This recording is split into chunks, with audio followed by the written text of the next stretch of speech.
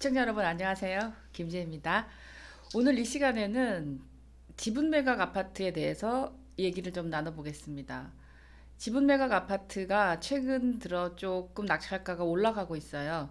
뭐 인기 지역에 매물이 잘 안 나오는 물건들 같은 경우에는 지분 매각이라는 좀 핸디캡이 있는데도 뭐 낙찰가가 거의 일반 매물의 딱 반, 거의 시세의 절반 가까이 낙찰되는 사례도 있습니다. 근데 지분 매각인 거를 알고 낙찰 받았었다면 문제가 안 될 텐데 지분 매각인 줄 모르고 낙찰을 받고 나서 지분인 줄 알았을 때 그때가 이제 초보자들이 제일 잔금을 많이 미납하는 경우죠. 특히 대출을 좀 받아서 그 아파트를 낙찰 받으려고 하셨다면 내가 낙찰 받은 게 그 낙찰 물건이 다가 아니고 일부라는 사실에 한번 놀라고 일부라도 싸게 받았으니까 어떻게 잔금을 좀 내보고 싶은데 현금 여력이 부족한 경우에는 잔금을 미납하는 사례로 연결됩니다.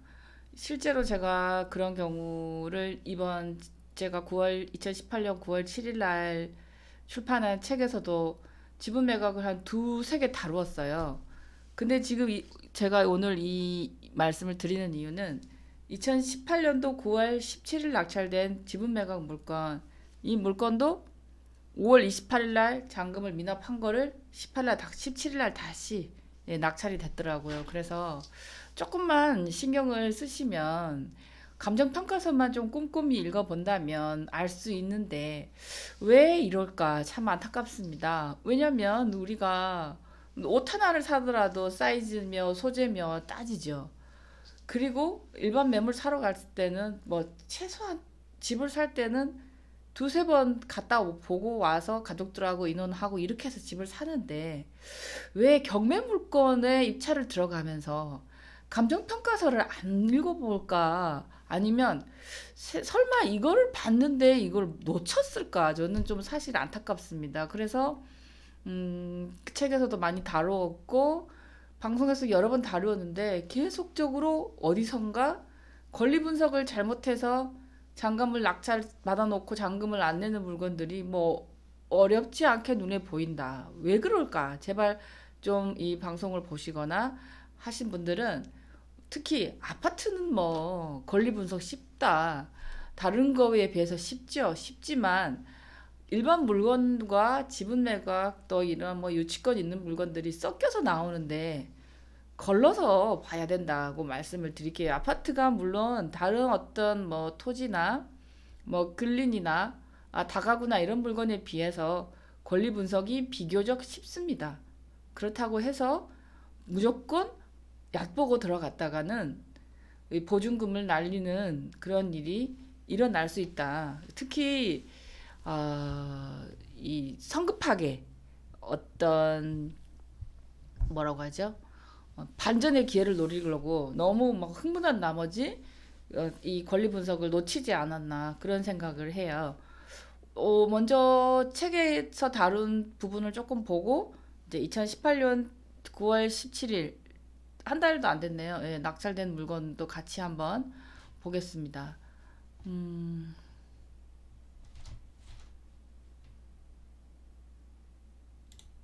네. 제 부동산 중개왕, 경매왕, 왕초보 부동산 경매왕 책에 제가 150페이지에 다뤘던 내용이에요. 중계동 지분 아파트. 지금 이 물건 같은 경우 서울 노원구 중계동에 있는 신동아 중계동 아파트로 건물 면적이 지금 50.97제곱미터가 나왔어요. 그러면은 이게 지금 15.42면 그 38평형 아파트가 반이 나왔다. 그렇게 생각하시면 돼요. 자, 이 물건이 지금 2018년도 3월 26일에 한번 낙찰이 됐다가 잔금을 미납해서 다시 이제 그 물건이 진행되고 있는 상태였습니다. 이 물건은 어, 스토리텔링을 한번 읽어볼까요? 예, 반값 이하로 낙찰됐지만 대출이 안 된다. 양불철 씨는 가성비 높은 지역의 중계동 아파트를 눈여겨보고 있다가 감정가 2억 9,700에 나온 게 지금 감정가가 2억 9,700인데 벌써 놀라죠. 그 몇 동 몇 호라면 주위 분들은 아실 텐데 와 싸다 이렇게 또 한 번 착각하실 수 있어요. 여기서 한 번 착각, 감정가에서 착각하죠. 왜? 2분의 1만 나왔기 때문에 2분의 1만 감정했는데 뭐? 5억 8천대 6억대 아파트가 2억 9,700이야. 여기서 한 번 뿅 가는 거죠, 사람들이. 그래서 자기만 생각하는 거죠. 아, 이거 1층이라 낙찰이 안 됐나 보다. 그래서 세 번 유찰되고 잔금이 미납되어 감정가 41%인 아파트 1억 5,232만 원까지 떨어진 물건입니다. 이 물건 낙찰받고 법원 이제 낙찰 받으면 이제 법원에서 대출 이제 알아보라고 여기저기 뭐 이렇게 명함도 뿌리고 합니다. 아니면 뭐 아파트 같은 경우는 뭐 시중은행에서도 해주는 데 있어요. 갔더니 지분이라서 대출이 안 나온다. 사실은 지분이 다음번 경매에서도 낮게 낙찰될 확률이 높고 뭐 이러저러한 이유로 은행에서 지분 매각은 거의 대출을 잘 안 해줘요. 그래서 이게 만약에 지분인 걸 뒤늦게 알았더라도 현금만 있다면 일단 잔금을 내고 나머지 지분에 대해서 뭐 그 공유자하고 뭐 협의해서 사거나 아니면 뭐 월세를 주면 뭐 반반 나눠 가지거나 거기에 사는 사람이 그 나머지 지분자한테 월세를 주거나 뭐 여러 가지 한 세네 가지 정도의 어떤 그 투자를 할 수 있는 그 선택할 수 있는 여지가 있는데 문제는 이게 지분이라도 전세가 아니고 반에 대한 소유권이 있기 때문에 나중에 올랐을 때 그 반에 대해서 그 이득을 취할 수 있는 여지가 있죠. 그렇기 때문에 지분 매각을 낙찰을 받는 거예요. 뭐 실수요자들보다 주로 투자자들이 많이 받죠. 실수요자가 반 2분의 1이나 뭐 일부 지분을 사서 이거 정리해서 들어가려고 그 계획 잡기는 좀 사실 어렵거든요. 자, 그러면 이 물건이 만약에 이 2분의 1인 거를 알고 받았다고 모르고 받았다고 하더라도 일단 잔금만 내고 뭐 나머지 공유자하고 어떻게 협의를 한다면 뭐 되팔거나 아니면 뭐 대출을 받아서 사거나 왜냐면 낙찰 받을 당시에는 지분이라 대출이 안 나오지만 나머지 공유자한테 그 나머지 지분을 가져오고 나면 대출이 안 나올 이유가 없죠. 지금은 이게 2분의 1인 상태라 안 나오는 거지 100%가 되면 안 나올 이유가 없어요. 그냥 기본적인 다른 아파트와 똑같습니다. 그런데 이게 지금 일단 잔금을 내야 그런 어떤 이런 저런 얘기를 시도해 볼 수 있는데 이게 지금 잔금을 못 낸 상황이죠. 그런데 이렇게 경매 물건에 어떤 물건 사진들을 보면 이렇게 아파트가 번듯하게 나온단 말이에요. 지분 매각이라고 사진을 반만 찍어서 올리지는 않죠. 그런데 많은 초보자들이 사진을 많이 보면서 권리 분석하시는 경우 있는데 절대 그러시면 안 되고 여기 밑에 감정평가서에 보면 건물이 2분의 1, 대지가 2분의 1 해서 2분의 1 감정한 금액이 2억 9,750이다. 그러면 말하자면 이 물건이 100% 지분이 다 나왔다면 거의 6억 가까이 되는 물건입니다. 감정을 반만 해서 2억 9,700이라는 거. 그런데 많은 초보자들이 이 감정을 반만 해서 2억 9,700이라는 거를 모르고 여기 이 주소 있죠. 노원구에 있는 이 아파트 주소를 보시고 몇 동 몇 호 뭐 노구 중계동의 신동아 중계 아파트 몇 동 몇 호가 2억 9,700이라고 여기서부터 이성을 잃는 것 같아요. 그래서 이 물건을 만약에 현금 낼 여력이 있었다면 지금 그 사이에 중계동이 좀 그 이후에도 좀 조금씩 많이 올랐기 때문에 또 투자를 잘못한 건 아닌데 자금 계획을 잘못 세워서 잔금을 미납한 지금 이때 그 처음에 그 낙찰 받으신 경우 2018년도 5월 8일 미납했죠. 그러니까 3월 26일 낙찰 받으신 분이 그 부분에 대해서 몰랐던 게 아닌가 그렇게 생각합니다. 자, 그러면 가장 최근에 나온 지분 매각 물건이 있어요. 2017 타경의 8845 여기 노원구 노원로에 있는 효성 화운트빌입니다. 지금 매각 건물 면적이 49.96제곱미터예요. 이 물건 아파트 시세 확인해 보면 지금 제일 작은 평수가 99.92제곱미터 있고 그보다 더 큰 평수 하나 있어요. 그러니까 이게 99.92제곱미터인 아파트가 반만 경매 진행하고 있다라는 내용입니다. 자, 지금 5월 28일 날 한번 낙찰이 됐어요. 근데 잔금 안 내고 지금 이게 지금 9월 17일 날 1억 4,510만 원에 낙찰이 되었습니다. 여기 보시면 감정평가 현황에 2분의 1 지분이 나왔다라고 표시가 되어 있고, 여기 감정평가서에도 보면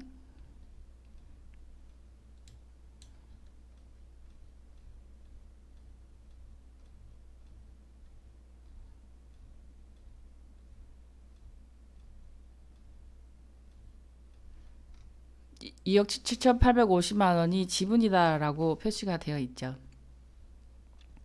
자, 여기도 보면은 지분이라고 나와 있습니다. 근데 이 물건이 지금 시세가 지금 제가 확인해 보니까 5억 7,800 정도인데, 그러니까 말하자면 그냥 쉽게 말해서 6억이라고 치고 6억의 2분의 1이면 3억이란 말이에요. 그래서 3억인데 지금 1억 4,500, 3억에 또 5분의 1에 낙찰, 2분의 1 가격에 낙찰이 됐단 말이에요. 그럼 굉장히 낙찰이 낮게 됐어요. 그 이유에 대해서 한번 확인해 볼까요? 상세 정보에 들어가면, 저 위치는 서울여대면 거기가 화랑대, 예, 화랑대역 있는 데인 것 같아요. 1호선 그 육군사관학교 있는데 거기 태릉, 예, 그쪽 지역이죠. 이 물건의 최선순위 설정 일자는 2013년도 11월이에요.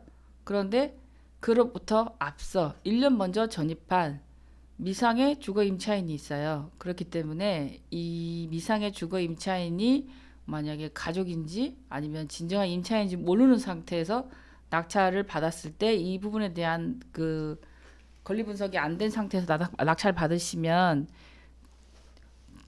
잔금 견학 대출도 안 나오고, 만약에 진정한 임차인이라면 그 보증금을 인수해야 되죠. 그래서 그 부분에 대한 권리 분석의 착오로 2018년도 5월 28일에 2억 2,300의 낙찰을 한번 받으셨을 때는 미납됐어요. 그리고 이제 9월 17일 날 1억 4,510만 원에 낙찰됐습니다. 낙찰자를 한번 확인해 보니까 그 법인에서 낙찰 받은 것 같아요. 근데 최근에 9월 13일 날 그 부동산 이제 규제가 나왔고, 그로부터 지금 4일 후에 법인이 아파트를 낙찰 받았다라는 게 굉장히 시사하는 바가 큽니다. 왜냐하면 이번 규제는 대출 규제가 뭐 있지만 나머지 부분 뭐 신축이나 분양하고 관련된 것들하고 상관없이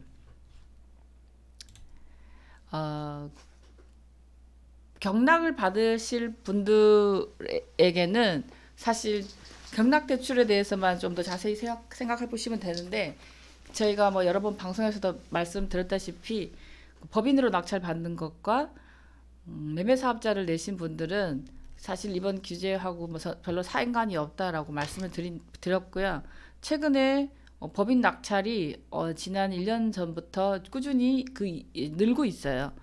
그리고 지금 아마도 이번 9월 13일 규제 이후에 아마도 법인 낙찰을 염두에 두시는 분들이 더 아마도 늘어나지 않을까 생각하는데, 대출 부분도 있고 또 법인이 임대업을 하려고 하시는 분들도 있고, 그래서 뭐 업태를 추가하시거나 아니면 이제 매매 법인을 만드시는 분들을 주위에 이제 그런 고민하시는 분들을 많이 봤어요. 근데 이 법인이라는 특징이 개인하고 달라서, 뭐 개인은 뭐 직장을 옮긴다, 뭐 결혼을 한다, 뭐 집을 넓힌다, 좁혀간다, 뭐 이런 어떤 이슈가 있을 수 있는데, 법인은 아무도 좀 개인에 비해서 그런 어떤 것들이 덜하기 때문에 법인한테 낙찰된, 법인한테 소유권이 넘어간 부동산은 잘 일반 매물로는 잘 안 나온다. 임대로는 나올 수 있겠지만, 그래서 이 매매 시장에서 어떤 수요가 더 줄어들 수도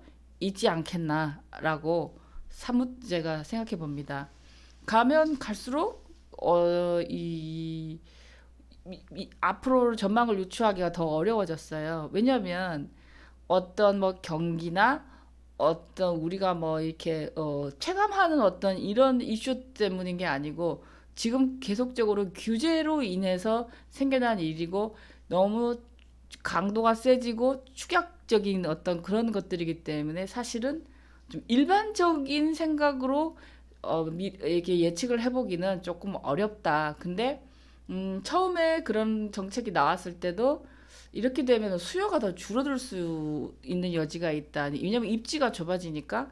근데 지금 이렇게 법인이 점점 이 부동산에 투자하는 이런 횟수가 늘어나고 또 그렇게 되다 보면은 개인이 사야 될 물건들을 법인이 가져가는 뭐 임대료는 나오겠지만 매매로는 잘 안 나오게 되는 어떤 그런 현상도 일어나지 않을까 그렇게 생각을 해봅니다. 그래서 지분 매각이 물건은 권리 분석에 어떤 뭐 인수되는 권리가 없다면 일단 현금을 내야 된다는 문제를 생각해 봐야 되고 그 지분 매각인 경우에 지금 말씀드린 이 8845 사건처럼 어, 이 인수 권리가 있는 물건들은 낙찰가가 떨어진다. 지분 매각이든 아니든 그렇게 해서 지분 매각이면서 인수 권리까지 있다면 낙찰가가 떨어지고 그냥 단순히 지분 매각인 것들은 인기 있는 지역은 그냥 시세에 거의 낙찰이 되더라. 그렇지만 다른 물건보다 이 물건을 하면서 돈이 훨씬 더 필요하죠. 왜냐하면 1억 4천짜리를 낙찰받아서 다 현금을 내야 된다면 내가 50% 낙찰받아서 3억이나 4억짜리 물건을 살 수 있는 돈이 있음에도 이 물건을 낙찰받을 만한 메리트가 있어야겠죠. 투자 메리트가. 그렇기 때문에 인기 지역, 매물이 잘 안 나오는 지역, 이런 뭐 앞으로 상승 여력이 있다거나 어떤 이 이슈가 있는 지역에 지분 매각 물건이 나오면 낙찰이 그냥 지분이라는 어떤 핸디캡이 있어도 그냥 무관하게 낙찰되고 그렇지 않은 지역에서는 지분 매각은 좀 대체로 아주 조금 일반 매각보다는 낙찰가가 떨어지지만 그 투자의 패턴에 따라서 그런 물건들을 또 선호하시는 분들도 있기 때문에 초보자들이 지분 매각인 걸 모르고 들어가는 거는 일단 좀 위험합니다. 그래서 제가 최근에 책 출판 이후에 이 뭐라고 하죠? 경매를 배웠든 아니면 따로 공부를 했든 하신 분들 전화를 받다 보면 다들 보면 좀 자신감이 없어 하는데 요즘 또 이렇게 정책이 막 바뀌고 하니까 안 그래도 자신이 없는데 도저히 이렇게 좀 자신이 없다, 못하겠다, 모르겠다, 뭐 차일피일 미루다 보니까 시간이 너무 많이 가버렸다, 배워놓기만 하고 이런 얘기를 참 많이 들어요. 그런데 음, 아무래도 좀 다른 어떤 장보다도 어려운 건 사실입니다. 그리고 저도 사실 지금 앞으로 한 두세 달 더 지켜보지 않고는 정확하게 제가 뭐 이렇다 저렇다 말씀드리기가 참 애매한 것 같아요. 근데 이 부동산을 어, 대하는 태도들이 많이 바뀌시고 계시다. 이전에 같았으면은 이렇게 뭐라고 하죠? 다 남들이 해주는 거 이런 것들을 원하신다면 이제 본인이 스스로 힘을 길러서 본인이 어떤 예측하는 힘과 이런 거를 기르려고 하시는 그런 움직임들이 굉장히 있다. 그렇게 생각되고 사실 또 그렇게 준비가 돼 있으신 분도 은근히 많으시더라. 맞벌이 하시면서도 직장 다니시면서도 계속 이 생각을 이쪽으로 두시고 노력하고 투자하시는 분들이 참 많다. 제가 굉장히 좀 어떻게 저렇게 준비가 되신 분들이 있을까 할 정도로 준비를 많이 하신 분들도 계시더라고요. 그런 분들한테 계속적으로 저희가 좀 더 정확하고 이렇게 좀 이렇게 그 스스로 할 수 있는 용기를 드리는 그런 내용을 방송을 많이 해드리려고 합니다. 그리고 지금 수리 방송이 나가고 있는 것도 그런 쪽에서 저희가 좀 다양하게 접해 보시라고. 왜냐하면 낙찰 물건을 추천하는 방송은 많지만 낙찰 후에 후처리하는 것까지 이렇게 좀 다루어주는 방송이 잘 없죠. 그래서 좀 더 많은 그런 어떤 간접 체험을 가지실 수 있게 도와드리고 이 막상 어떤 뭐 5천만 원이든 1억이든 돈을 가지고 뭐라도 투자를 하려고 하면은 두려움과 뭘 해야 될지부터 앞서죠. 그리고 사실 그거는 경매 학원에서 다루어지는 문제가 아니거든요.